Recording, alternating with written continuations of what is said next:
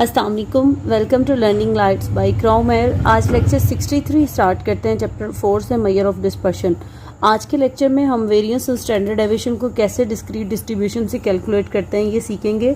Last lecture में lecture number 62 में हमने वेरिएंस और स्टैंडर्ड डेविएशन को इंडिविजुअल सीरीज से कैलकुलेट करना सीखा था, जिसे हम अनग्रुप डेटा भी कहते हैं। डेटा जो मैंने पिक किया है वो आपके पास क्वेश्चन नंबर 4.8 है, एक्सरसाइज 4 का। नंबर 4.8 आपको कहा गया है calculate standard deviation, variance and coefficient of variation. Coefficient of variation को हमने लास्ट लेक्चर में डिस्कस किया था कि हम C.V CV से रिप्रेजेंट करते हैं। C stand for coefficient and V stand for variation.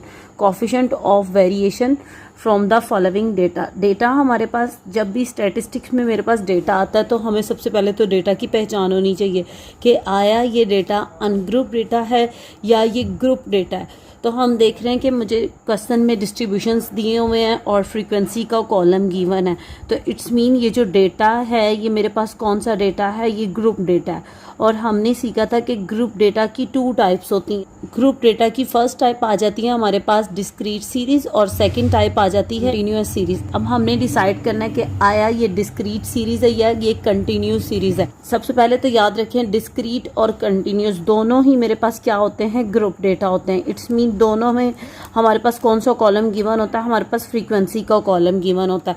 लेकिन इनमें डिफरेंस क्या आ रहा होता है, डिस्क्रीट सीरीज में या डिस्क्रीट डेटा में फ्रीक्वेंसी के अलावा एक मेरे पास टेबल गिवन किया जाता है, या वो x होता है या वो y होता है। ठीक है, इसमें क्लासेस नहीं होती हैं। आप देख रहे हैं 4.8 में मेरे पास कोई क्लासेस नहीं बनी हुई। क्लासेस का क्या मतलब होता है, जैसे फॉर एग्जांपल आप 4.6 का डेटा देख रहे हो, इसमें ये मेरे पास ये जो वेट का कॉलम आ रहा है ये क्लासेस होती हैं। जैसे कि फर्स्ट क्लास है 50 से स्टार्ट हुई और 53 से एंड हुई। ठीक है, तो ये क्लासेस होती हैं। और जिस डेटा में मेरे पास क्लासेस आ जाएं वो कौन सा डेटा होता है, वो कंटिन्यूस डेटा होता है। ठीक है, ये पहचान याद रखिएगा कि कंटिन्यूस डेटा में क्लासेस गिवन की जाती हैं आपको, जबकि डिस्क्रीट डेटा में क्लासेस का कॉलम नहीं होता। तो होपफुली आपके पास क्वेश्चन आया तो आपको समझ लग गई कि मेरे पास कौन सा डेटा है। ये मेरे पास डिस्क्रीट डेटा है। ठीक है, y और f का कॉलम गिवन है। हमने 3 क्वांटिटीज़ को कैलकुलेट करना है, स्टैंडर्ड डेविएशन को कैलकुलेट करना है, वेरिएंस को कैलकुलेट करना है एंड कोफिशिएंट ऑफ वेरिएशन।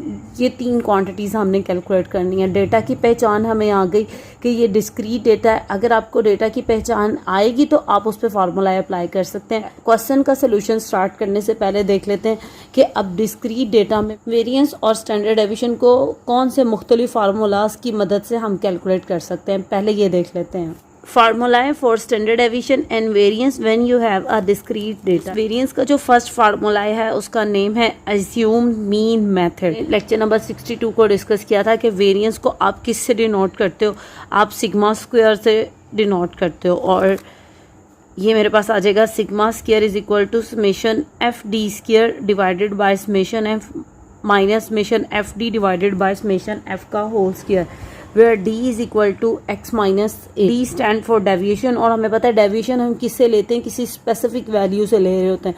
जैसे x वैल्यू की डेविएशन ली है हमने किसी आर्बिट्रेरी या किसी एज्यूम्ड वैल्यू से, और हमने उस एज्यूम्ड वैल्यू को क्या कंसिडर किया, अर्थमेटिक मीन। ये था इसका फर्स्ट फार्मूला है। अब इसके साथ ही एज्यूम मीन मेथड का स्टैंडर्ड डेविएशन का फार्मूला कैलकुलेट करने के लिए हमने सीखा था कि अगर वेरिएंस का अंडर रूट ले लिया जाए, पॉजिटिव स्क्वायर रूट ले लिया जाए, तो मेरे पास क्या आ जाता है, स्टैंडर्ड डेविएशन आ जाता है। और आप देखते हो जब आप इसका अंडर रूट लेते हो ना तो ये कैंसलेशन हो जाता है। इसी वजह से हम स्टैंडर्ड डेविएशन को सिंपल सिग्मा से शो करते हैं। तो जस्ट हम क्या करेंगे, इस फार्मूला के ऊपर अंडर रूट अप्लाई करेंगे। अंडर रूट अप्लाई करने से स्क्वायर फिनिश हो जाएगा, बस यूं ही आ जाएगी, डी बी सी की इक्वल आ जाएगा, d is equal to x minus a. ये था वेरिएंस और स्टैंडर्ड डेविएशन को एज्यूम मीन मेथड से कैलकुलेट करने का वे। सेकंड आपके पास आ रहा है स्टेप डेविएशन मेथड। आप देख रहे हो एज्यूम मीन मेथड और स्टेप डेविएशन मेथड दोनों का फार्मूला सेम है, जस्ट इसमें ये क्वांटिटी एक्स्ट्रा है, एच का स्क्वायर। एच क्वेश्चन में क्या होता है, हाइट होता है। अब याद रखिएगा एज्यूम मीन मेथड में d is equal to x minus a होता है, जबकि स्टेप डेविएशन मेथड में d किसके इक्वल होता है, d इक्वल आ जाएगा d is equal to x minus A divided by h. X आपके पास डेटा में गिवन होगा, ए आपने आर्बिट्रेरी वैल्यू चूज़ की है डेटा से और एच आपके पास हाइट आ जाती है। बोथ साइड पे हम अंडर रूट अप्लाई करेंगे स्टैंडर्ड डेविएशन के लिए। तो जब मैं इस पे अंडर रूट अप्लाई करूंगी तो ये सिंपल मेरे पास सिग्मा आ जाएगा, ये फुल क्वांटिटी के ऊपर अंडर रूट आ जाएगा, और जब मैं एच स्क्वायर पे भी अंडर रूट लगाऊंगी तो सिंपल एच आ जाएगा। तो ये आपके पास फार्मूला आ गया step deviation method for calculating standard deviation.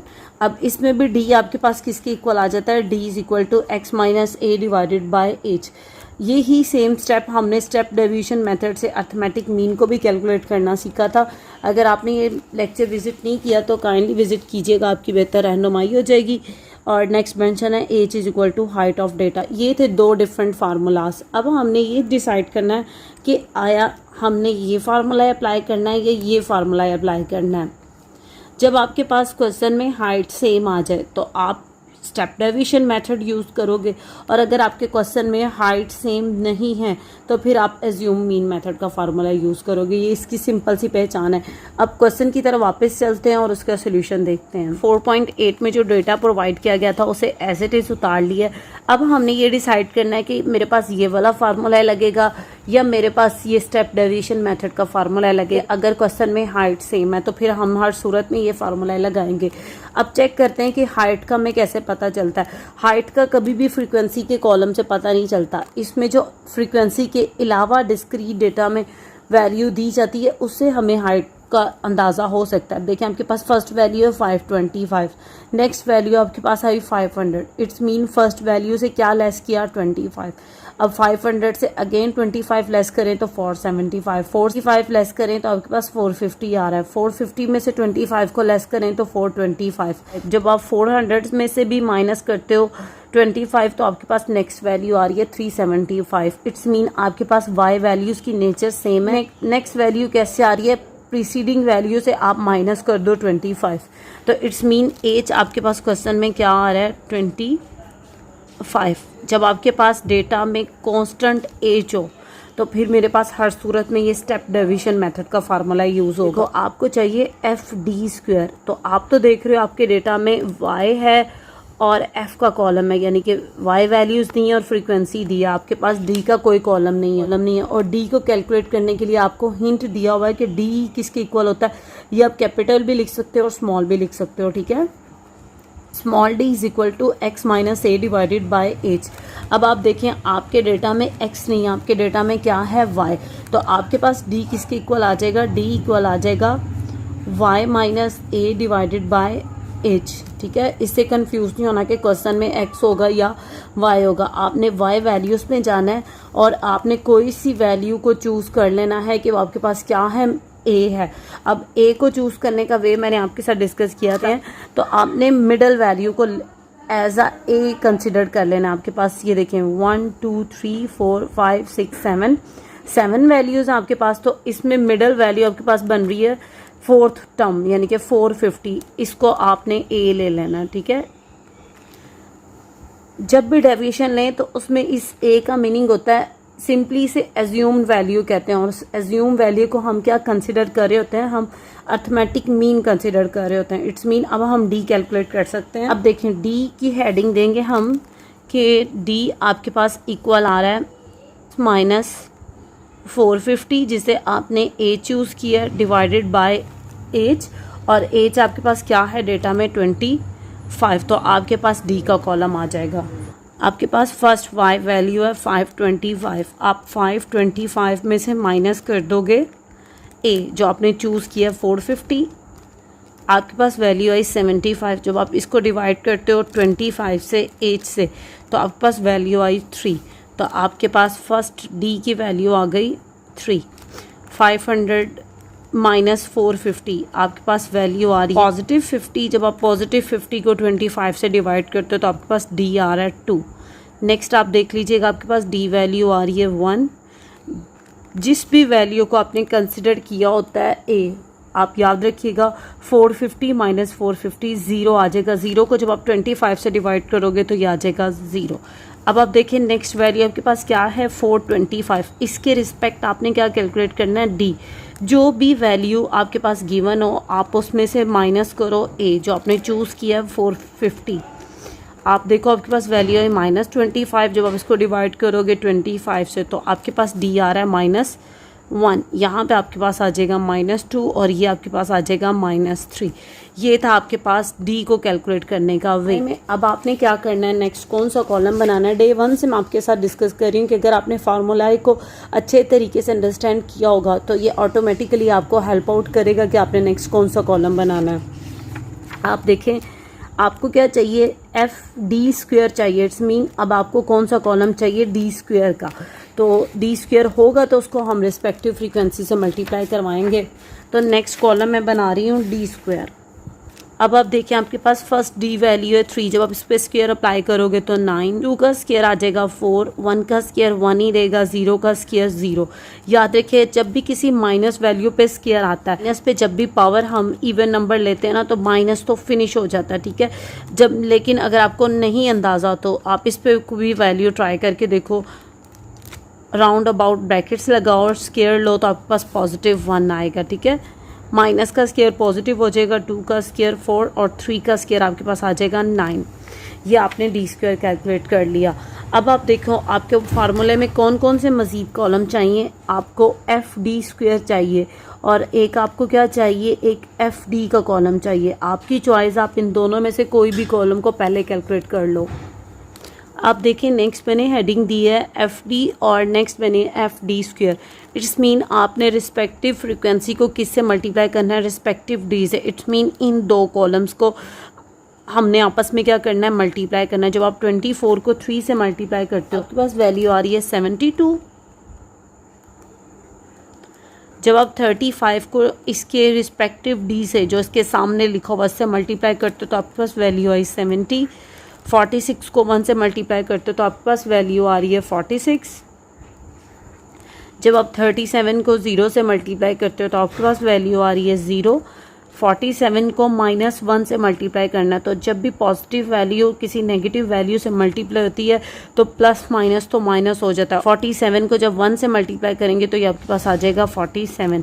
Next आपके पास वैल्यू आ रही है 34। 34 को 2 से मल्टीप्लाई करना है लेकिन माइनस का साइन है तो प्लस माइनस तो माइनस आ जाएगा। जब आप 34 को 2 से मल्टीप्लाई करते हो तो आपके पास वैल्यू आ रही है -68।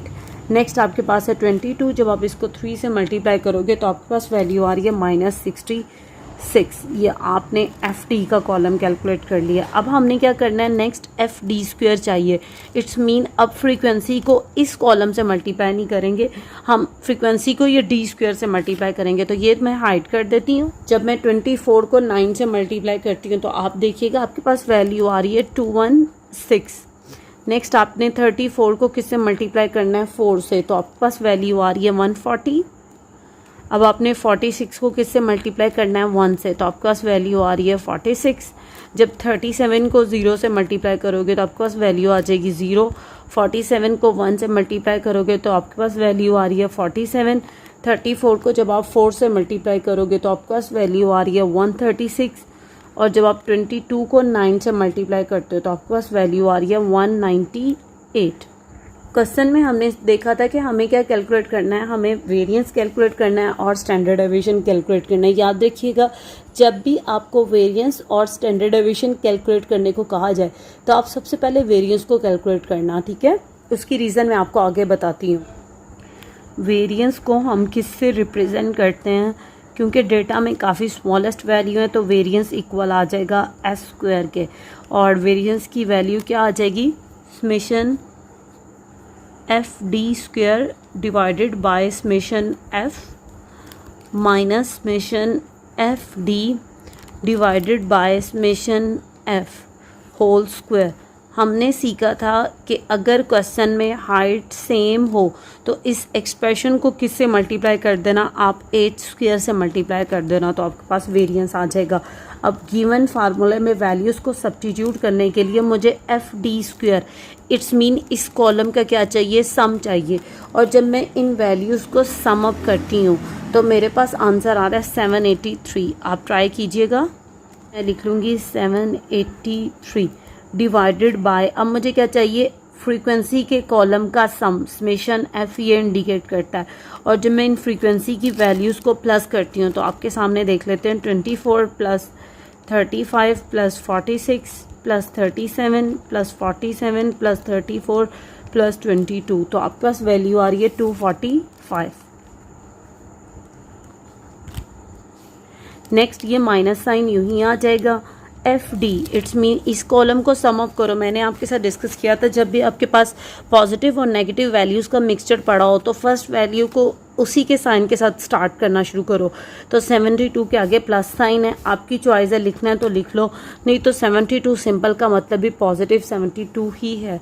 72 प्लस 70 प्लस 46 प्लस 0। अब देखें 0 के बाद नेक्स्ट वैल्यू है माइनस 47। जब आप तो इन वैल्यूज़ को प्लस कर रहे हो तब ये माइनस कहाँ से आ गया, लेकिन जब इस पर प्लस अप्लाई करेंगे तो प्लस माइनस माइनस, तो आपने क्या करना है 0 के बाद जस्ट 47 लिख देना। नेक्स्ट आपके पास आ रहा है माइनस 68 और माइनस 66, तो आपके पास एफ डी का सम आ रहा है 7। वैल्यू रखते हैं 7 डिवाइडेड बाय 245 का होल स्क्वायर। कर्ली ब्रैकेट्स लगाने के बाद हम इसे एज क्या है डेटा में 25 इसके स्क्वायर से मल्टीप्लाई कर देंगे। तो देखिए जब आप 783 को डिवाइड करते हो 245 से, 783 डिवाइड 245, तो आपके पास वैल्यू आ रही है 3.196। माइनस का साइन यूँ ही 7 को पहले डिवाइड करो 245 से, तो 7 डिवाइड 245, तो आपके पास वैल्यू आई 0.029, 0.029 का होल स्क्वायर।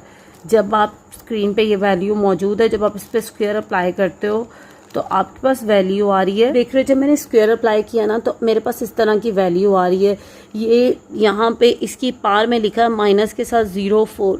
या तो इस साइंटिफिक नोटेशन को सिंपल ऑर्डिनरी फॉर्म में खुद कन्वर्ट कर लो, या आपने क्या करना है शिफ्ट के साथ ENG प्रेस करते जाना है जब तक पावर 0 नहीं आएगी। जैसे ही पावर 0 आएगी ये आपके पास रिक्वायर आंसर आएगा।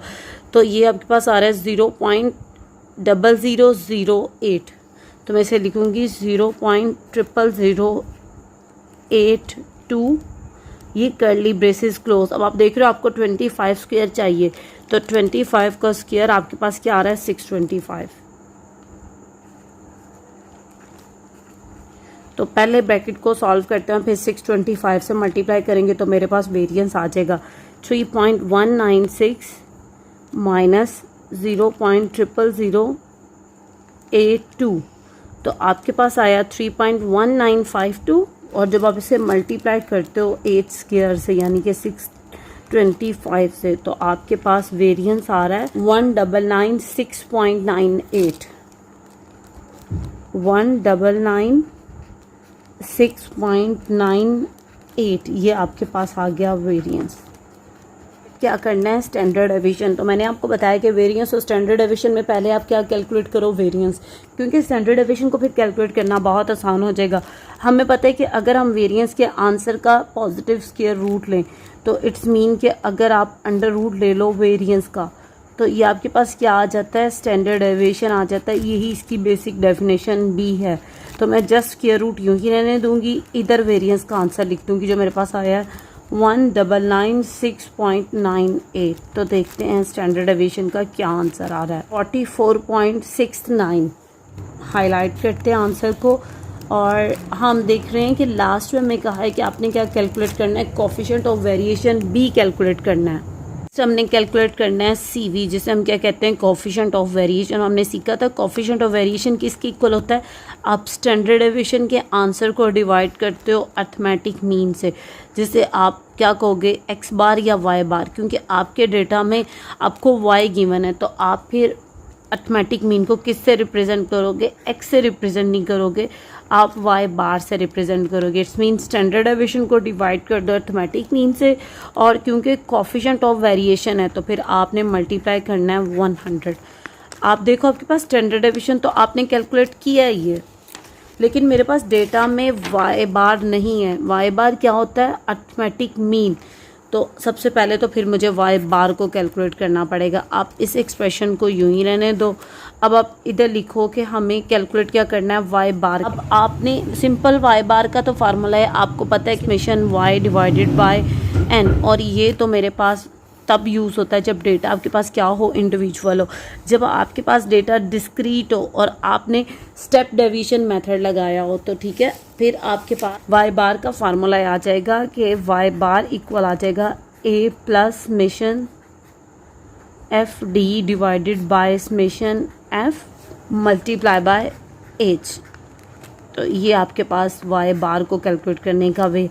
ए आपने डेटा में क्या चूज़ किया था 450, आप लिख दोगे यहाँ पे 450, ये प्लस साइन यूँ ही। एफ डी आपने क्या लिए, एफ डी का सम आपके पास क्या आया 7, आप लिखोगे 7, इसे डिवाइड करोगे फ्रीक्वेंसी के सम से जो आपके पास क्या था 245 था, मैंने कैलकुलेट किया था आपके सामने, यहाँ लिखा नहीं, लिख रही हूँ।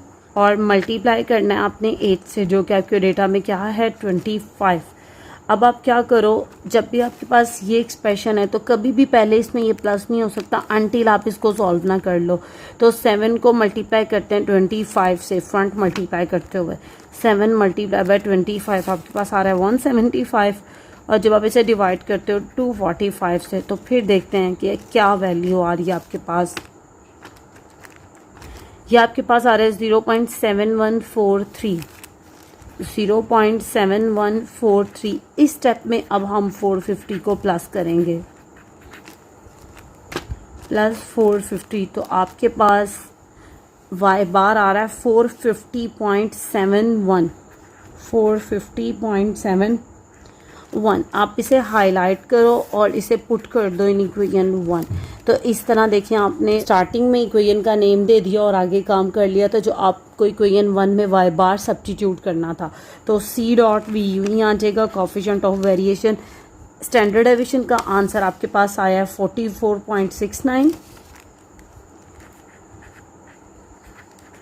और वाई बार आपने कैलकुलेट किया 450.71। इसको मल्टीप्लाई करना है 100 से, तो ये मेरे पास आ जाएगा 44.69 डिवाइडेड बाय 450.71, तो आपके पास आया 0.0991।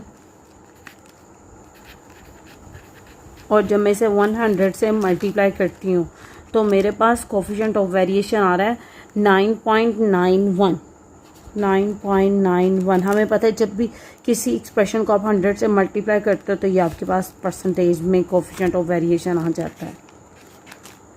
ये था क्वेश्चन नंबर 4.8। स्टिल आपको इस लेक्चर में अगर कोई इशू, आपसे रिक्वेस्ट है आप सबसे पहले तो लेक्चर नंबर 62 को विजिट करो। होपफुली आपको अच्छे से कॉन्सेप्ट क्लियर हो जाएंगे कि स्टैंडर्ड डेविएशन क्या होता है, वेरिएंस क्या होता है, कोफिशिएंट ऑफ वेरिएशन क्या है। इसके साथ आज का हमारा लेक्चर फिनिश होता है। लास्ट में सबसे रिक्वेस्ट है प्लीज़ चैनल को लाइक और सब्सक्राइब करें, अपने दोस्तों के साथ शेयर करें। अपना ख्याल रखिएगा। अल्लाह हाफ़िज़।